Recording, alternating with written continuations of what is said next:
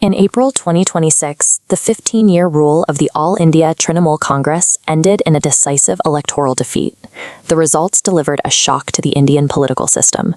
For the first time since assembly elections began in 1937, a right-wing party secured a clear victory in the state. The fallout was immediate.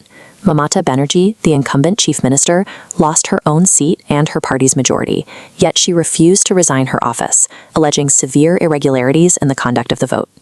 Governments change in democracies frequently, but the administrative collapse and the specific allegations surrounding this election suggest a deeper failure within the actual machinery of the state. To understand what broke that machinery, you have to look at one specific metric. Voter turnout hit a record-breaking 92.93%.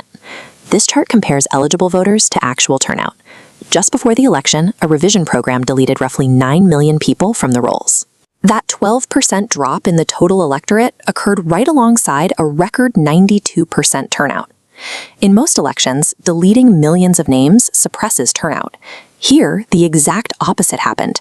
The mass deletions mobilized the electorate. This surge was not the result of a brilliant campaign or a charismatic new leader.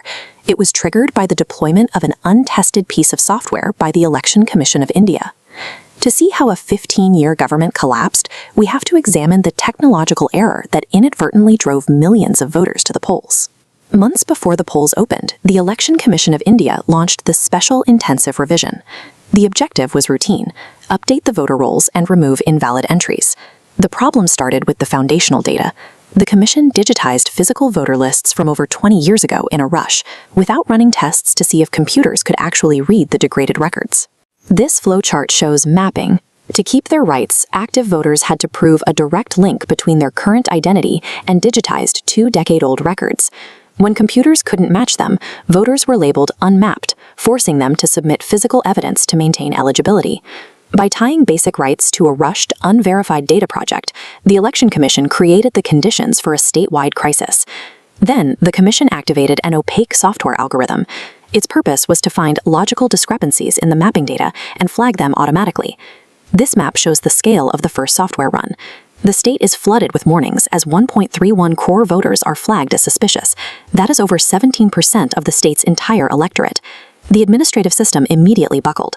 This software was deployed without written instructions or manuals, leaving ground-level officials to resolve tens of millions of cases in a matter of days.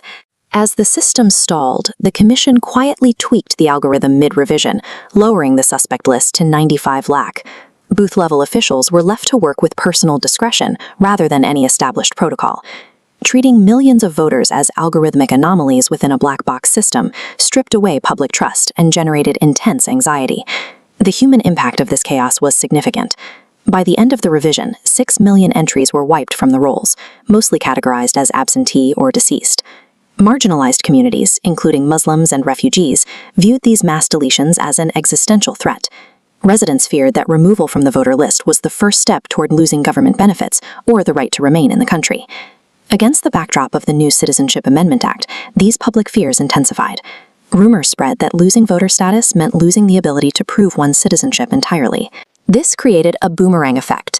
Instead of staying home, citizens flooded the polls in historic numbers. They voted to prove they existed. The threat of disenfranchisement inadvertently weaponized the electorate, turning a bureaucratic hurdle into a driver of record-breaking turnout. This panic-driven turnout converged with an already volatile political climate.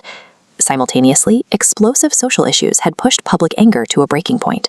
Widespread protests over women's safety, following tragedies at local hospitals, had already primed the electorate to rebuke the government. The math was final. The influx of anxious voters acted as a force multiplier for the massive existing anti-incumbency wave, completely overwhelming the ruling party and leading to a 207-seat victory for the opposition. The 2026 West Bengal election demonstrates the danger of unverified automation in a democracy. When an opaque algorithm dictates who is allowed to vote, it creates a volatility that can mobilize millions and end a 15-year